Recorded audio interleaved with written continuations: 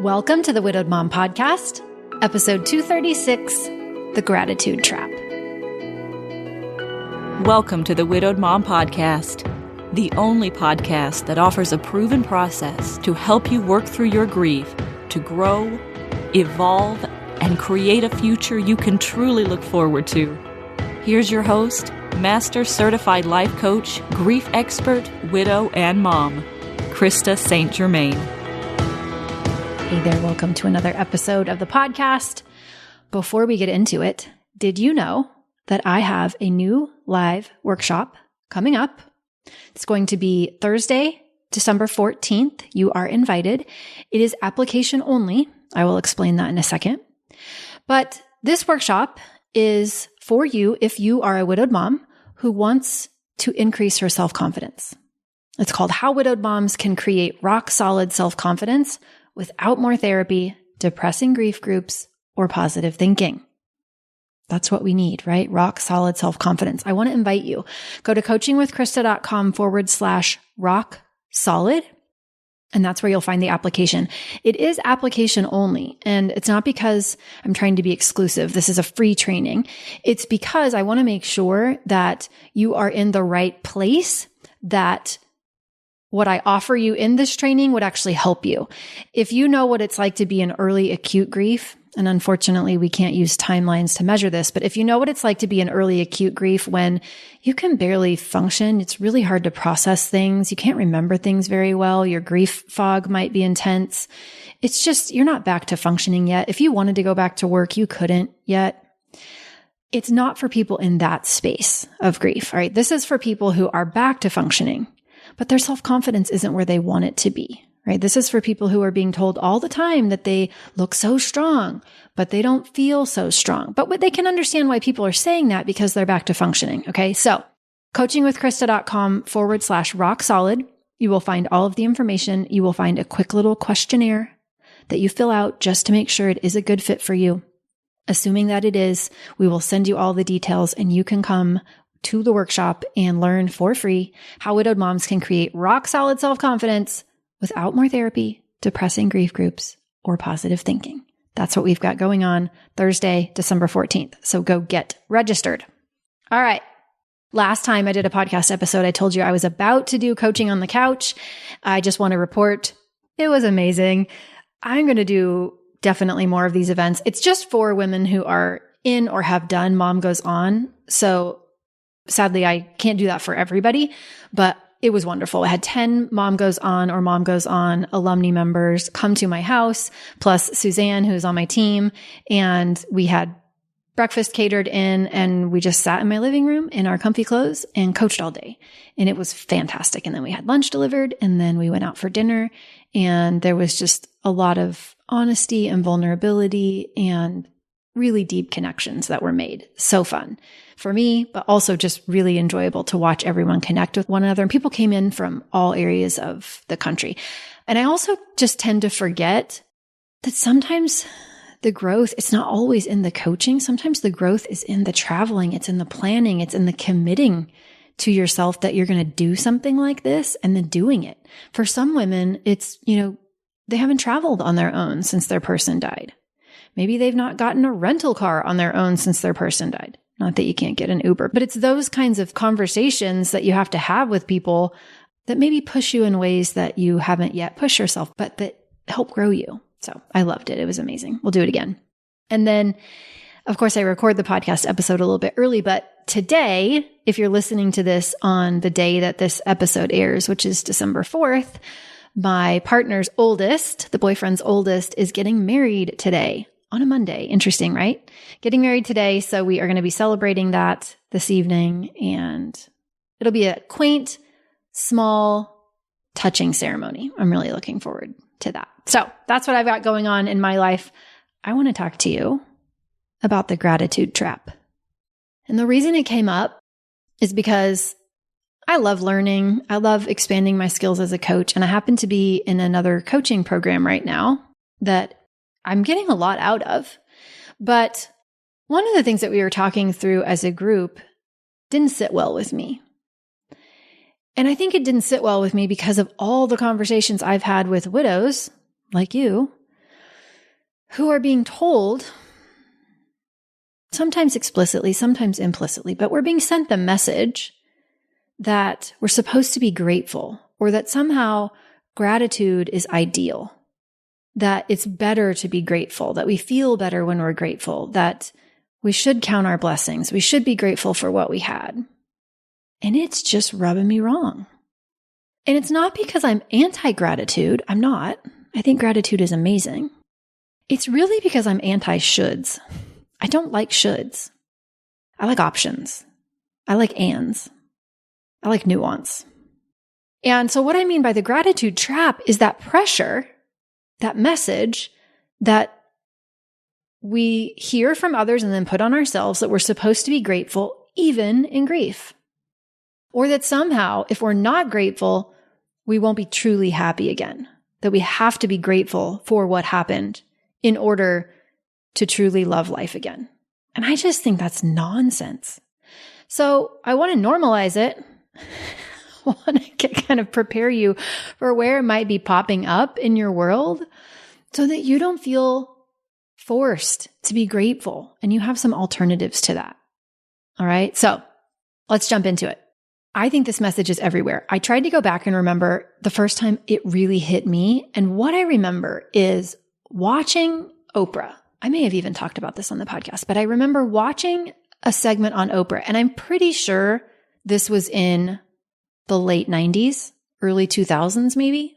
And I remember Oprah saying something like, you can't be sad when you're grateful. And if I'm paraphrasing that and probably butchering it, so please don't go quoting Oprah based on what I just said, but it was something like that. And the message I heard from that, whether or not it's what she intended or not, but the message I took was, oh yeah, all those other feelings, those bad feelings, I don't want those. And if you can't feel sad or bad when you're feeling grateful, then grateful is better. Like grateful is desirable. Grateful is the goal because it is the fix for the other emotions, which are bad, undesirable, negative, right? Now, obviously didn't realize that at the time, but I was very much buying into happiness is the goal, quote unquote, negative emotion is a problem, gratitude is the fix. And I do think that there are a lot of us buying into that. And because we are well-intentioned, because we don't want to see other humans experiencing suffering or hurting, then we give them this gratitude fix. And I use fix in air quotes. The idea being that if we focus on the good stuff, we won't have to feel the bad stuff. And I think that's problematic for a few reasons. One, it totally dismisses what we're actually feeling. When we tell ourselves that what we're feeling is a problem to be solved, guess what we don't get to do? We don't get to feel it. Instead, what we do is we avoid it when we think it's a problem. We try to force ourselves to find a silver lining, to force ourselves to find the #blessed moment. But it doesn't come from an abundant place when we're forcing it. It comes from a place that says, I don't like what I'm feeling. I can't handle what I'm feeling. So I got to feel something else. I got to figure out how to not feel this. So I will just thought swap myself, force myself into this grateful place that isn't really very genuine, but I don't really know how to deal with what I've got. So I'm going to try to get myself in a different place. And then we don't actually get to feel what we're really feeling. And feeling what we're really feeling, in my book, is a pretty important part of grief. It's a pretty important part of being human, not just grief. We need to be able to allow ourselves to feel what we are feeling so that it flows through. But when we weren't taught that feelings aren't problems to solve, and we weren't taught how to allow them, then it makes sense why we would jump to gratitude as the fix. And now, because everybody, well, not everybody, a lot of people, if you get on social media, you will see this, have adopted the idea that gratitude is better, superior, ideal. What are they putting forward? They're putting forth all of the blessings. They're creating an illusion, showing us the perfect life that they're living. The perfect, grateful life, which is why #blessed is both a joke and also everywhere. It's kind of become the way that people put their best foot forward is by showing gratitude. So, and I'm not saying there are no benefits to gratitude. Please don't hear me say that. There are well-documented benefits of gratitude. But what I'm talking about is forced gratitude. I'm talking about the kind of gratitude that says, you should be grateful. And if you aren't grateful, there's a problem. And if you don't want to feel emotions that are a perfectly normal part of grief and of being human, then the answer to that is finding gratitude as an escape. That's what I'm not on board with. I also think it adds to our stress. At a time when we already have enough stress and we don't need any more, right? At a time when there's already an emotional roller coaster happening, let's not add more stress. Let's not add another should to our plate by telling us that we should be grateful. And if we aren't grateful, then decide that that means that we're doing something wrong. It just makes it harder to feel how we feel. It makes it more stressful to be on the walk that we're on.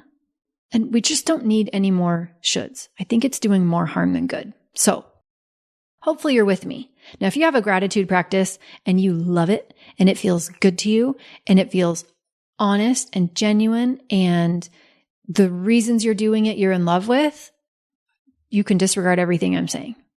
I am talking to you if you are telling yourself you should be grateful. All right? If that is you and you've been buying into this and you've been thinking you have to be grateful, you should be grateful, or you should just be a little more grateful. Maybe you don't have to be totally grateful. You should just be a little more grateful, right? That somehow gratitude is the morally superior option.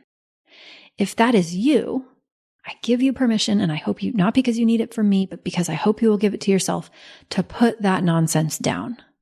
You do not need to be grateful. You can be grateful if you want to and if it feels good to you, but you are not doing anything wrong if you aren't counting your blessings or finding reasons to be grateful. I am not grateful that my husband died, and I have still figured out how to love my life. Those two things can peacefully coexist. You do not have to be grateful for what happened to you to love your life, to do anything next. Okay? So if you've been buying into that, I give you permission, and I hope you'll give it to yourself to just put that down. I believe in making room for everything we're feeling. I believe that feelings aren't problems to solve. They're just experiences to allow. I believe that our body knows how to deal with feelings. And of course we can learn, right? If that's not something you feel super confident about, I love helping people with that. So you can we can treat it like a skill like we would any other too, right? If that's not something you have a lot of experience with. But imagine what would change with this whole gratitude nonsense is the word I want to say. This forced gratitude nonsense, this trap of gratitude that we're falling into. Imagine what would change if we stopped seeing emotions as good and bad, as positive or negative. If we stopped seeing them as problems to solve, we wouldn't need gratitude as a solution because we wouldn't have a problem to solve in the first place. Instead, the answer in my book is staying connected with ourselves as a feeling flows through. Instead of seeing it as something we have to get away from and go find gratitude so that we can disconnect with what is actually happening for us, which is an emotion, perfectly normal human emotion. And if we could go for the and, like I just did, there are things I'm grateful for, and there are things I'm not grateful for. There are things I feel sad about, there are things I feel mad about, and there are things I feel happy about and things I feel #blessed about. But it's not a monolith. It doesn't have to be one or the other. It doesn't have to be black or white. It can be and. It can be nuanced. We can make space for all the feelings. We can make space for things that we just absolutely love, but we don't have to love it all. And if we don't love it all, we're not bad or wrong or failing at grief. And we're not on a road to not genuinely loving life again if we don't choose to see every little thing that's happened to us as a blessing or a gift. You can. I'm not saying don't. I'm saying check your reasons. Make sure you like them. If you want to find the gift in something, if you want to see something as a blessing, check your reasons for that. Make sure it feels really good to you and it's not coming because someone outside of you told you that you're supposed to, or you have to, or you should. It is totally okay to not feel grateful all the time. It is totally okay to not find a silver lining, to not find a blessing. There's nothing wrong with you if you're not doing that. Gratitude, in my opinion, is not morally superior. And I will say this 37,000 times, feelings are not problems to solve. They are just experiences to allow. And however you feel is okay. Tell yourself that. Remind yourself that. Okay? That's what I have for you this week. Go get registered, or go apply, I should say, coachingwithkrista.com/rock solid. And let me help you create rock solid confidence. We don't need more therapy to do it. We don't need depressing grief groups. We do not need positive thinking or toxic positivity, any of that. But I'm going to teach you in this workshop what we do need. coachingwithkrista.com/rock solid. Remember, whatever you're feeling, even if it's not grateful, especially if it's not grateful, I love you and you've got this. Take care, and I'll see you next time. Bye-bye. If you like what you've been hearing on this podcast and want to create a future you can truly get excited about even after the loss of your spouse, I invite you to join my Mom Goes On coaching program. It's small group coaching just for widowed moms like you, where I'll help you figure out what's holding you back and give you the tools and support you need so you can move forward with confidence. Please don't settle for a new normal that's less than what you deserve. Go to coachingwithkrista.com and click Work With Me for details and next steps. I can't wait to meet you.